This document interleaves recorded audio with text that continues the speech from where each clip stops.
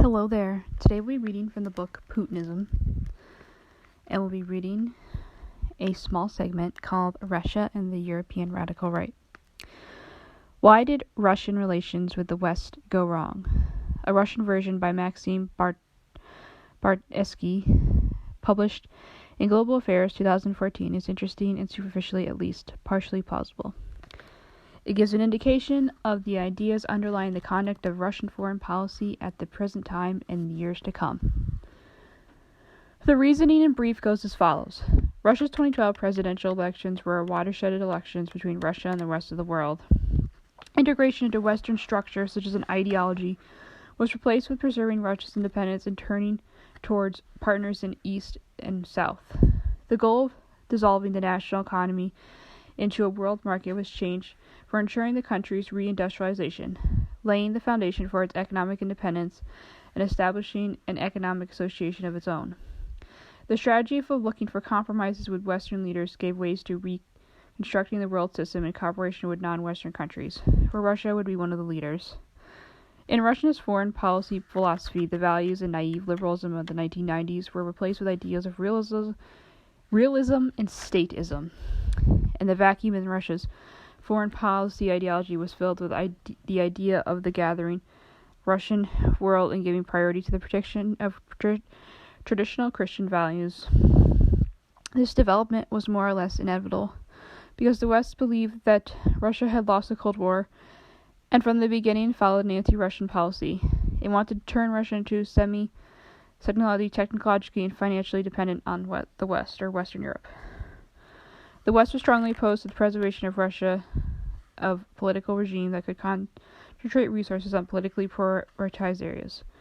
In the 2000s, such a form of integration stopped suiting Russia and raised the issue of big bargain, including some, among others, a visa-free regime between Russia and the EU.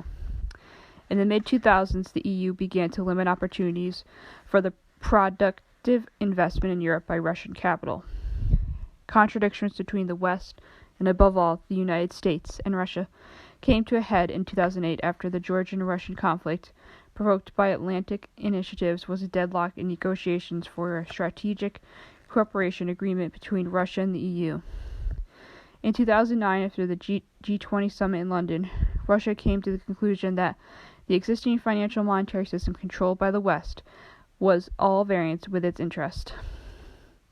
The idea of integration with the West, or Western Europe, was finally sidelined because of an information war launched by the West against the Sochi Olympics, the Syrian crisis, and acute conflict that broke out in Ukraine. This briefest outline of the Russian version of events, it raises many questions. For instance, unprejudiced readers might be interested to know why the two wars in which Russia became involved during the last decade against Georgia and Ukraine and Crimea protected Christian values as claimed by the Kremlin. They might want to know more about the information war in connection with the Winter Olympic Games and whether the gathering could be a synonym for imperialism. Such quibbling, however, will not take one very far towards an understanding of doctrine underlying Russian foreign policy. The truly interesting aspect of chronology, or rather, chronological sequence of events, while Bartsky's article argues that a basic change in Russian policy occurred in 2009 or as late as 2014, an article by Yuri Inasavyev, published in Perspective in February 1994, entitled "A New Russian Imperialism Proves a Different Timetable of Explanation Based on the Official Russian Military Doctrine of 1993. Among the basic principles, it mentions a strong Russia as the most effective guarantee for the entire territory of the former Soviet Union, assumption of the role of peacemaker in all the territories, an obligation to protect Russians in the near and abroad, opposition to the extension of NATO, and the defense of the interests of Russians at home and abroad. This is the author could be well founded, but it creates a concern because the article states that Russian interests extend not only to the entire territory of the former Soviet Union, but to the countries of the former socialist camp, even if they believe they had freed themselves from Moscow's control and have no desire to return to it. In the 1990s, Russia was more than once close to bankruptcy and not in a position forcefully to pursue its aims. It depended on bailouts by the West by way of the World Bank. However, in the years following increased demand for oil and gas, the change in situation enabled the Kremlin to conduct a more aggressive policy. The author also mentions the assumption that this course of action was determined at least to some extent by feeling on the part of authorities, the loss of past greatness, and the suffering from an inferiority complex. It is the voice of a country that feels humiliated and insulted now that it is no longer listened to as it was in former times. In brief, there was no dramatic change in 2008 or 2010, only a change in circumstances that enabled Russia to pursue its foreign political aims. These comments of interest, partly because they were prescient and also because they are relevant with regard to the question of whenever another policy by the West might have been prevented present future tensions with Russia. It is possible the West could have helped Russia regain its former position as a superpower, even if it meant acting against the wishes of the regions and republics that did not want to be part of the Soviet Union.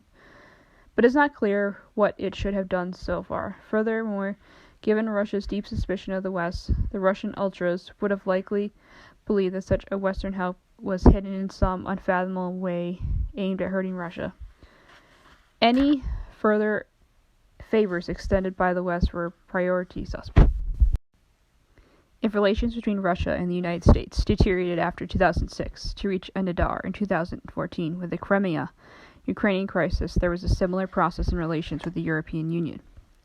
Europe, in contrast to America, was heavily dependent on Russian energy supplies and Russian imports from Europe, especially of luxury goods. The Russians could threaten Europe with all kinds of countermeasures, but not too bluntly. An interruption of gas and oil supplies would immediately have reduced Russian earnings and induced the West into the long run to renounce its dependence on Russian oil and gas. European investments in Russia also remained below Russian expectations, partly because of the doubts about the health of the Russian economy, but also of political uncertainties. There were frequent irritations. The Russians were unhappy about the Kosovo situation. The British complained that Moscow refused to extradite a person thought to be involved in the murder of Alexander Litvinenko, the KGB defector. Russia had high hopes with regards to relations with Germany, its historical partners in many ventures. What had happened between 1941 and 1945 had been forgiven, and Putin had good memories from his years in Saxony. Gerald Strodner, former German chancellor, became an employee of Gazprom, the leading Russian oil company. Strodner declared that Putin was 100% Democrat, a statement that would probably embarrass Putin a little because he had tried to make it clear that he was a sovereign Democrat, not a Democrat in any Western European sense. There was no reason to doubt Strodner's statement that he and Putin were close friends, but the fact that he was employed by the Russians could have also been a factor of some relevance. European interests as far as relations with Russia were concerned were not identical with America.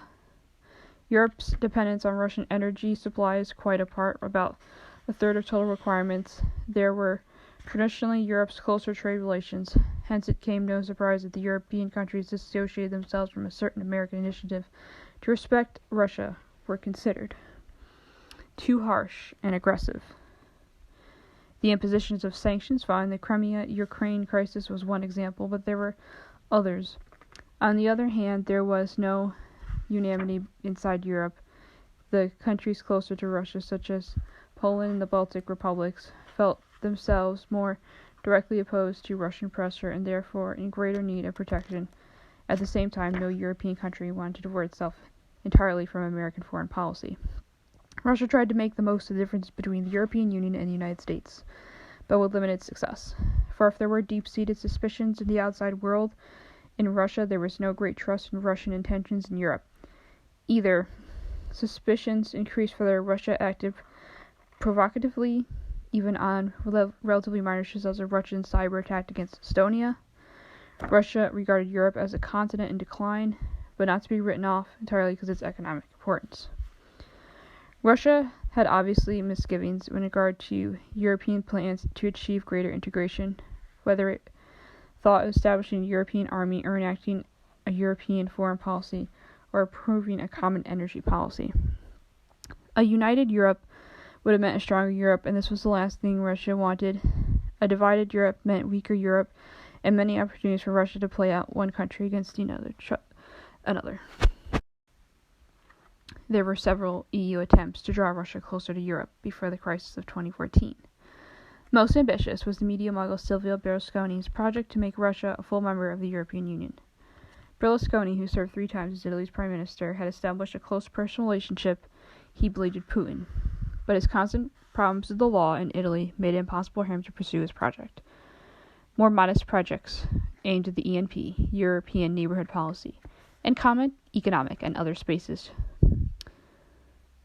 But Russia did not favor projects of this kind. It preferred to have Europe join its own pet scheme, the Eurasian Union, and in this, Europe had very little interest. In addition, Russia has been cultivating potential Trojan horses in the ranks of the European Union. This refers above all to Hungary, where an anti-democratic policy has become the new official state doctrine, and to Greece, where ideologically is not particularly close to the new Russia, but is an almost desperate search of friends and sympathizers in a view of its weak economy and great domestic difficulties. It applies in particular to Bulgaria, where the pro-Russian Plamen or Ostrogski government, consisting of a coalition of formerly left-wing and far-right parties, exceedingly corrupt by any standards, managed to hang on to power for more than a year to 2013-2014. The Russian search for allies is understandable, and as in fact it cannot afford to be choosy in its pursuit. But it is remarkable that it ended up with an array of least savvy forces of all of Europe. It seems a long way from the class struggle to solidarism, from historical materialism to philosophy of idealism, from militant atheism to the Orthodox Church, from proletariat internationalism to staunch nationalism and chauvinism. But as Russia has shown, the transition is by no means impossible, even within a short time. Once upon a time, there had been a communist international, and Moscow could count on the sympathy of the radical left and the ethnic minorities in Europe, but those days are gone, probably forever. And if Russia wants allies in Europe, it must look in a different direction. As Sergei Babrunin, Vice Speaker of the Russian Duma and one of the leaders of the far right, put it, especially and somewhat bluntly, in an interview with Sergei Ramzanov in Svobodnaya Pressa, entitled Our Fifth Column in Europe. Russia has strong political allies in Europe, namely the forces of the extreme right. The old slogan of workers of the world unite has been replaced by nationalists of all countries unite. They are anti-American, anti-European Union, anti-NATO, and can be counted upon to support Russia in various ways. The idea occurred to Russian leaders for a number of years as Russian policy at home and abroad became more and more right-wing and nationalistic, both ideological and political practice. The European left, especially the communists and the former communists, had been very slow in realizing this. Some of them were still in the thinking of Moscow as the bulwark of progressive-minded, anti-racist socialist orientation. Why this happened is not easy to explain. In a part, it was probably a genuine ignorance of the changes in Russia.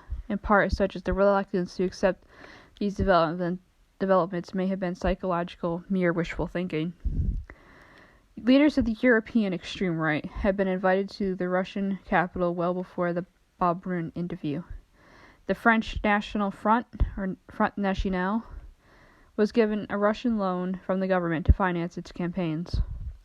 As support for these politicians and ideologists, some of them quite close to neo-fascism, become stronger, largely as a result of growing aversion against Brussels, the European ultranationalists gained political importance. The European fans of Putin were attracted by his religious inclination and his image as a critic of such decadent Western ways as homosexuality, and of course as a leading anti-Americanist.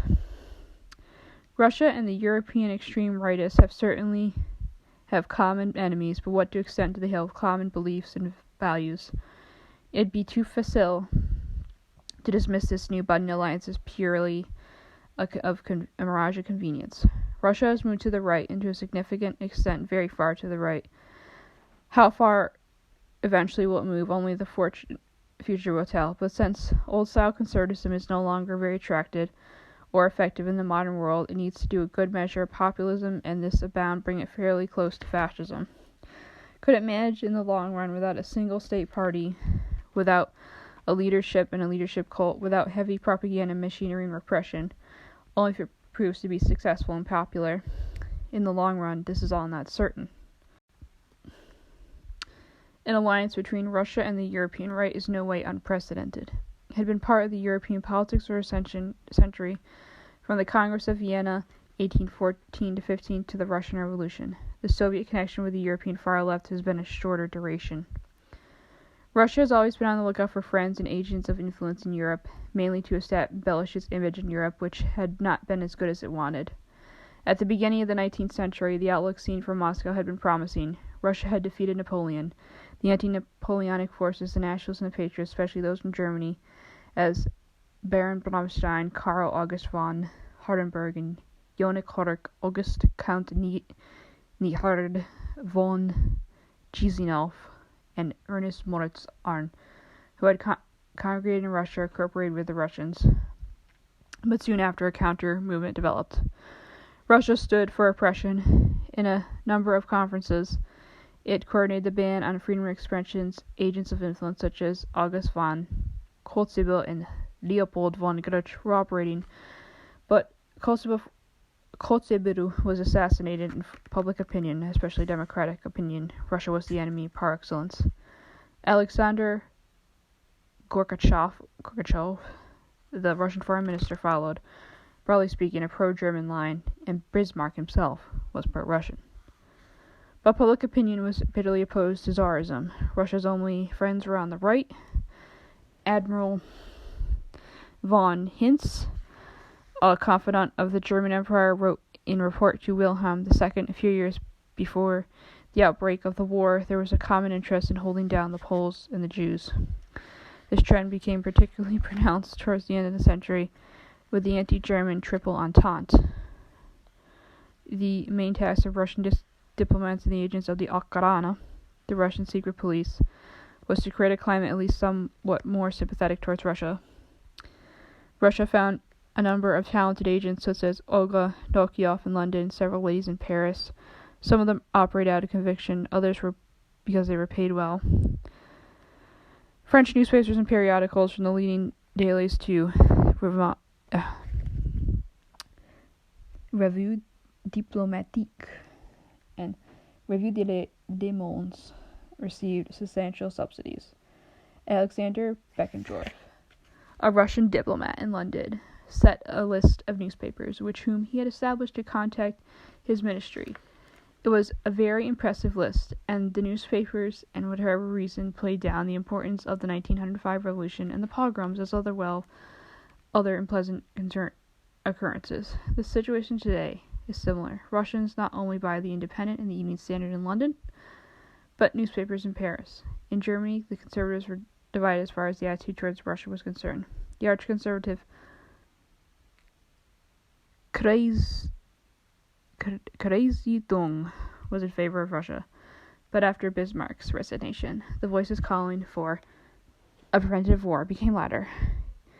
It is reported that the situation at the present time is not dissimilar, except the financial support is now provided not by embassies but secret agents, but corporations and business offices. Okay, thank you.